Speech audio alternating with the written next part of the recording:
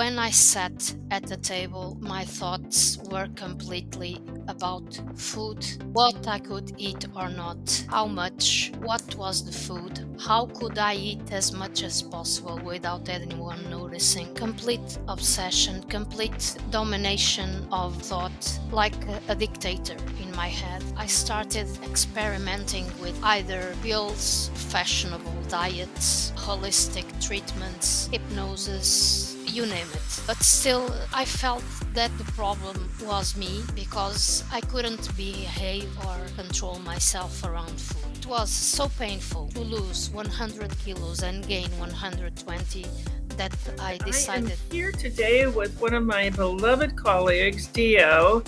She's coming to us from Portugal.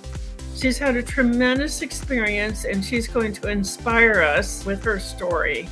So, we're going to start. Dio's going to tell us where she started out in this journey. We're going to talk about changes on the inside. We're going to be talking about changes on the outside, things that she's able to do to help other people. So just sit back and relax and get filled up with goodness and grace and skills and optimism. Dio, welcome. Thank you, Joan. Thank you for inviting me. I'm very excited to be here. You know, we have a disease, and our disease flourished in isolation. And when you finally find your tribe, you find your people. Yeah, It's just bliss, and night and I'm day. very I love happy. what you said. Yeah, When you finally find your tribe, when you find your people, it's night yeah. and day. So tell us where you started out. You mean the journey of having a bad relationship with food until I found the ark? Yeah, Kind yeah, of like that. yeah. Well, when I was growing up, and until I went to high school, I was eating at home, and my mother was a very good mother and very careful and very caring, and she prepared all my meals, and I also used to take my snacks with me to school Mm-hmm. when I was young. So I was just a bit chubby because I had a healthy appetite. Nothing else strange with my relationship with food. I didn't have cravings. I didn't have nothing. It all started to go wrong when I started to have money and started making my own decisions around what to buy. Right. When I started to have access to the school cafeteria, to the school bar, to the vending machines, that's when discovered sugar Mm-hmm. and processed food and Yep. all those things that are savory and that a child is not capable of refusing. Mm-hmm. Of course, that tastes a lot. The taste in the mouth is a lot more explosive than my mother's snacks, Right. and and I started getting more and more attached to that sort of food, and I started gaining weight. That's Mm-hmm. when I started gaining weight. My mother showed concern. She took me to the doctor. I made a diet, those normal diets they make with 5 6 meals a day, with the plate, with the division, with normal diets.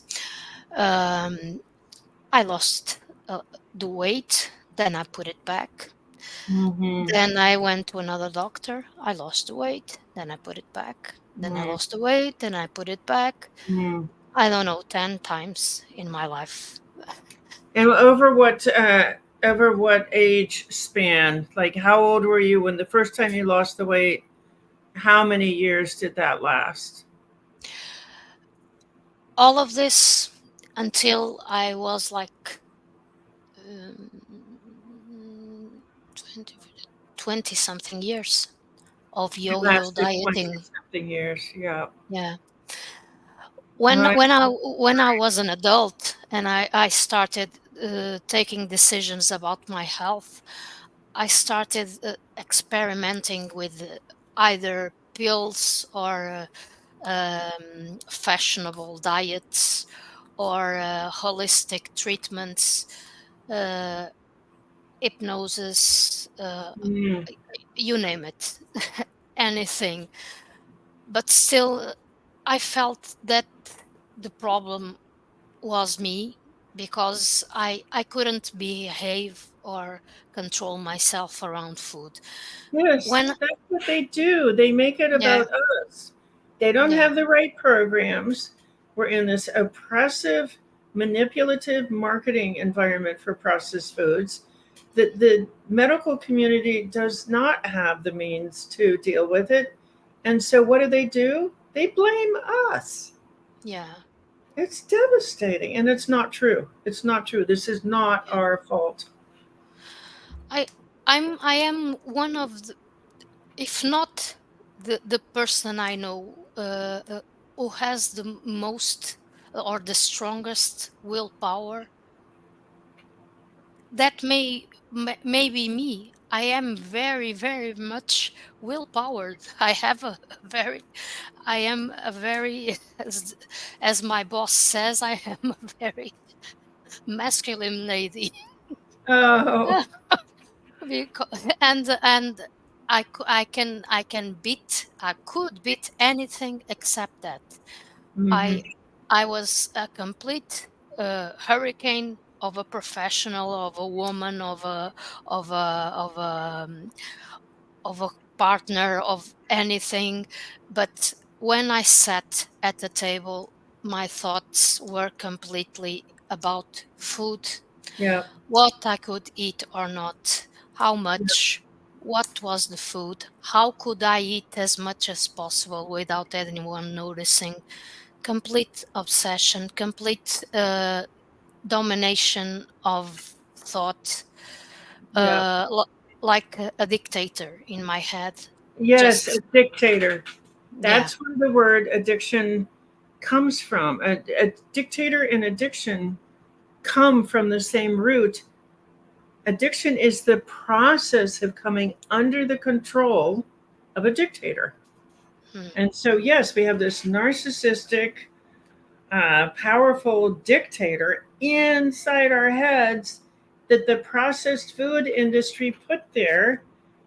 They were trained by the tobacco industry to create these intense cravings. No, it doesn't matter what you want to do. You're going to be eating this food. It's Yeah, terrifying. it was incredible how different I was regarding other subjects and the food. So I I massacrated myself going to all those doctors and all those diets. The only thing that seemed to work for a while with me was fasting, and I know why. Now I know why. It's because you stay away from food, And the which, triggering. yeah, yeah, and the triggering is less, but it's not Mhm. the complete. It's not as complete as we do it in our program. But it was my last thing I did before I changed. Yes, and we know that fasting is dangerous. I'm glad you only did it Yeah, for a short time yeah, because it hyperactivates dopamine. yeah, yeah. And I know. it's another reason why people think it's working. It's because they've transferred the dopamine stimulation from the food to fasting. But it's Yeah. very, very dangerous because when you don't eat enough food, you wake up the food Mm, seeking part of the brain. It's a different, cravings are in the midbrain. Food seeking is woken up in the most primitive part of the brain. And now you have two dynamics. You have two powerful forces yeah. driving you to the food and this terrible all day long obsession. You have food seeking from fear of famine, and you have the cravings from the reward centers. Oh, Dio, I am so sorry you went through that. And Millions of people are going to hear this and relate to it. And just keep remembering, everybody, this is not your fault. This is not your fault.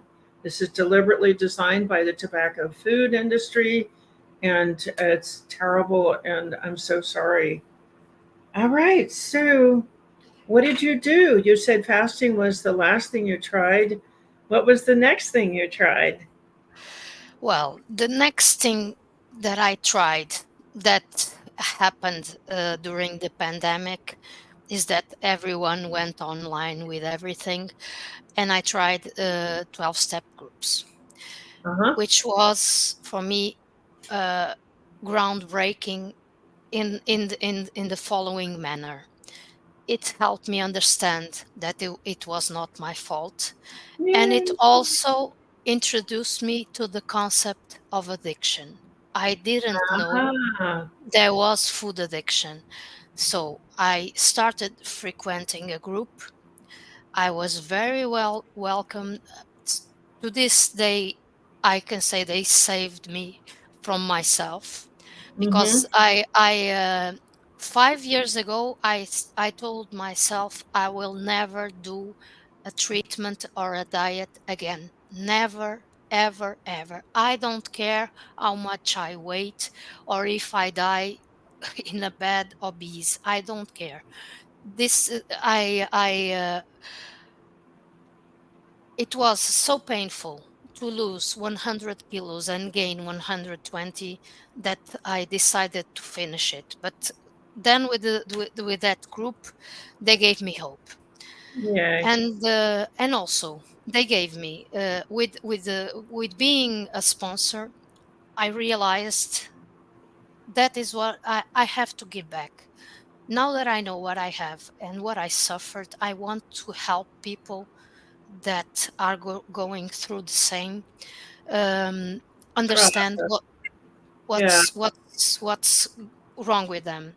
So I chose to do two things. I chose to have a second career, because I am a major in international business and marketing, and I have a career, a very solid career in there, Mm-hmm. with that.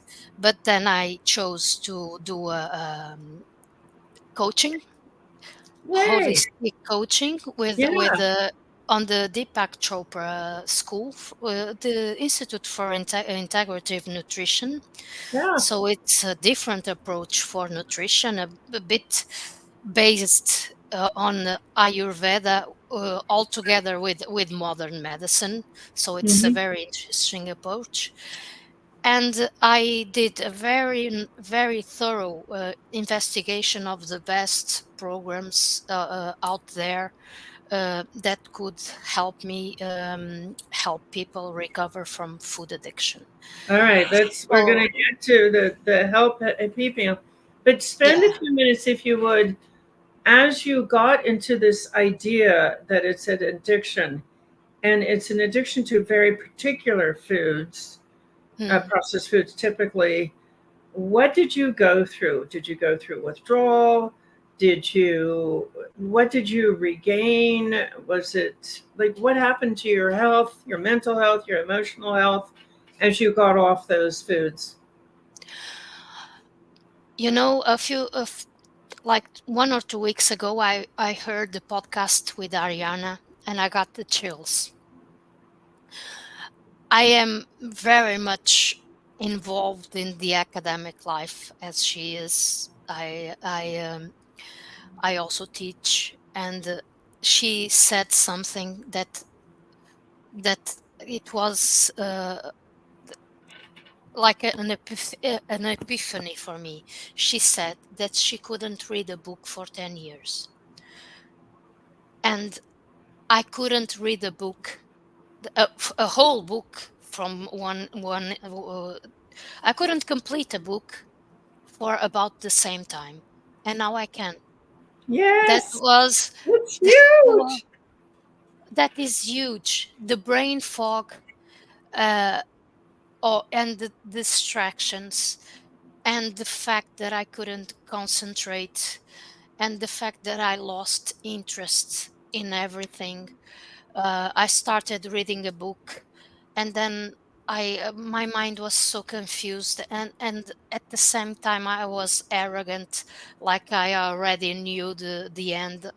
It's always the same. I'm not going to bother to finish it.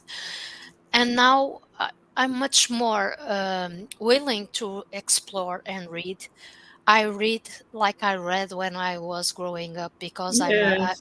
I'm obsessed with I was obsessed with reading, and I am very slowly going back to being like that again, and it's such a pleasure. You And know, people, and certainly with your experience, people do prioritize the weight loss. But when you get into it and the obsession leaves and your ability to focus comes back and your ability to learn, I love the way you say, just like, I wanted to be interested in things again. That it's the brain, it's the brain, it's the brain, it's the brain.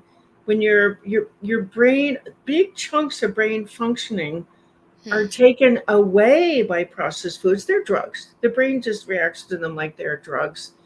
And that, yes, the fat is melting away, and it's melting away slowly enough that you're not going to trigger regaining it, and you have all that great control. But oh my gosh, getting use of your brain again. yeah, I love yeah, that you're talking about that.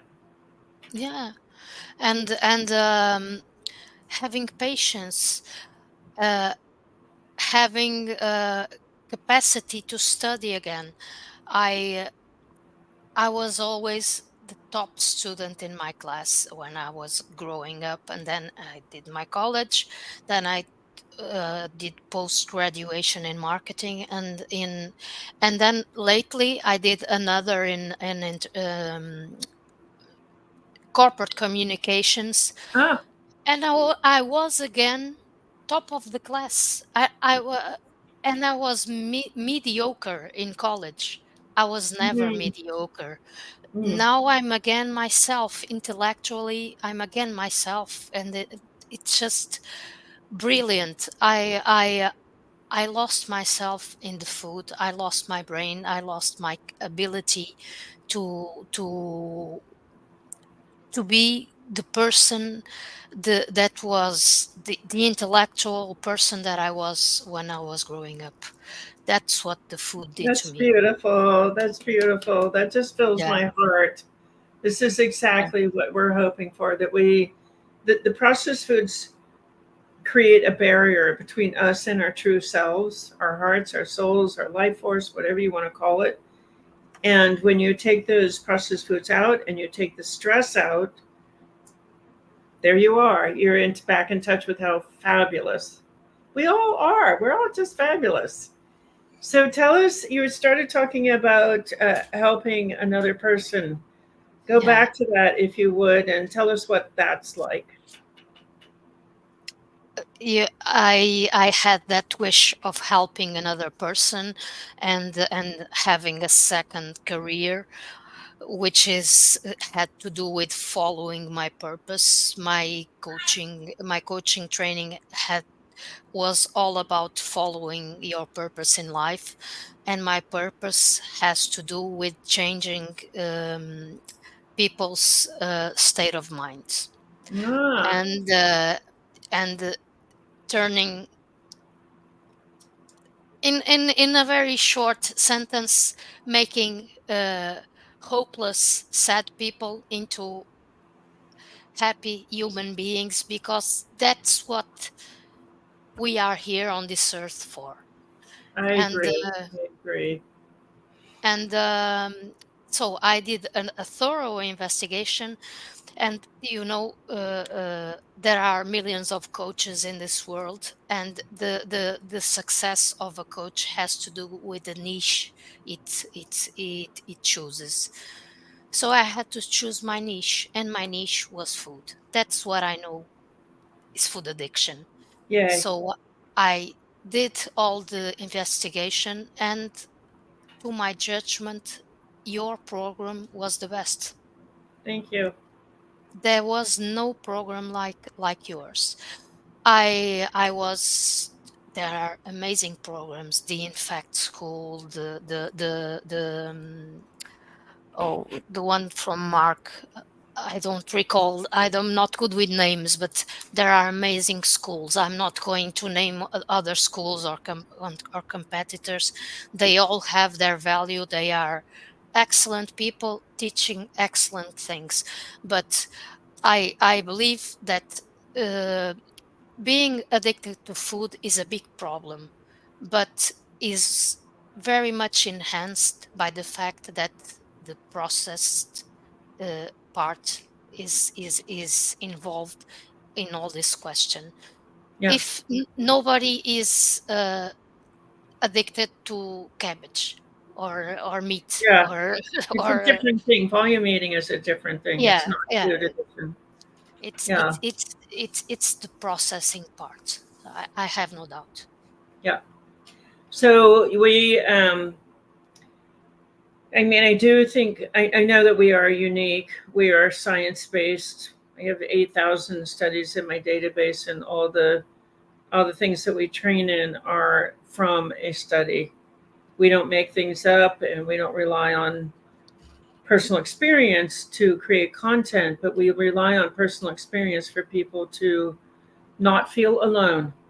You're sharing your personal experience. I have the yo-yo dieting and the loss of mental capability and just the unstable personality and all of that. So people know that they can talk to me. They know that they can talk to you. You've done all the programs. You were hurt by them. They were painful. You lose the weight. You regain in more. And this is where personal comes in, is for somebody to know that if they tell us something, we will understand it. We've had the same experience. This is reality. And nobody's going to try to tell you that food addiction doesn't exist or that you should just try harder. Mm. So that's a different life. You have coaching experience. When you added in the training from the food addiction, what happened to your ability to help the next person? Yeah, what happened to my when I entered the FARA program, it was enhanced by the fact that I had explanations. Hmm. I knew what I knew from my own experience, but I couldn't explain to the next person in a rational way. They could understand what I was saying, but as I am also a person of that has a rational side, I looked for your program because I need science, I need explanation. I need to I know. I don't believe in what anyone tells me. I'm a skeptic person, so I needed I needed reinforcement of studies and of evidence, and that's what the program gave me, and that's the part that I can give to other people besides my Uh, experience. What I can bring, what distinguishes one coach from the other, it's themselves.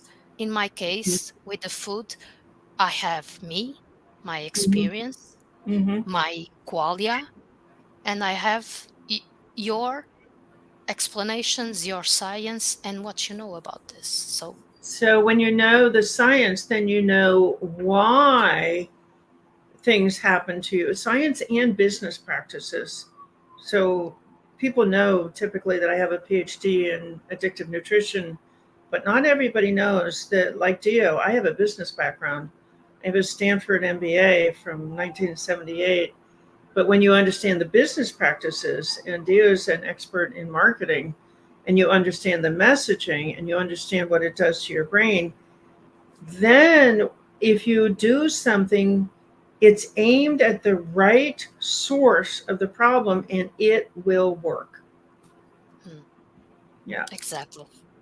Yeah. Yeah, Dio, are you safe now?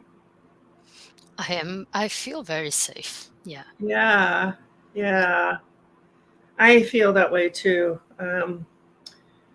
I'm quite a bit older than you are, and I've been lost for my whole life.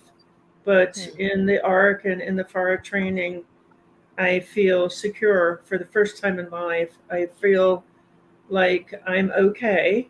And if I do something, I'll have somebody to talk it over with. And that's the difference between suffering and freedom yeah. to me. All right, Dia, what would your last words be? What do you want people to remember? I want people, especially people that are outside of the arc, and happen to listen to this podcast. What I want to tell them is that there is a way of uh, escaping the hell of food addiction. And maybe you haven't realized, but all addictions, they thrive in isolation. When you are isolated, or when you are being an active user of a substance, you have to isolate for many reasons: for shame, for guilt, for hiding what you're doing, what you're eating, whatever. So the opposite of isolation is community, and Yeah, that's what you need. uh, what we do over here is we give you a community, or we provide you with a community of like-minded people that know exactly what you're feeling, what you're thinking, have the same problems, have the same difficulties, or have had the same path, and they are the only ones that can help you escape the hell that you were or are living right now. I I am a strong believer in this model, and I know this model works. It worked for me, and it works for many of our members, and that's why we are getting a patent, right? So I exactly. strongly advise this model. I'm a firm believer, and I wish that in 1 year, 2 years, 5 years, we are many more. Those are my last words and my wishes. Dia, thank you. Thank you. Your compassion and your heart just shine through everything you talk about, your expertise, your commitment. And I am just so grateful to have you in our community. I am grateful that I get to work with you on many levels. And thank you so much for coming on Conversations with Joan today. I appreciate you. Thank you very much, Joan. It was an honor. Yay. All Yay. right, bye bye, everybody. We'll see you next time. Bye bye. Thanks, Dio. Thank you so much for coming today. I appreciate your interest. Tell the next person. You can walk the next person out of this processed food nightmare with what you learned today. See you next time.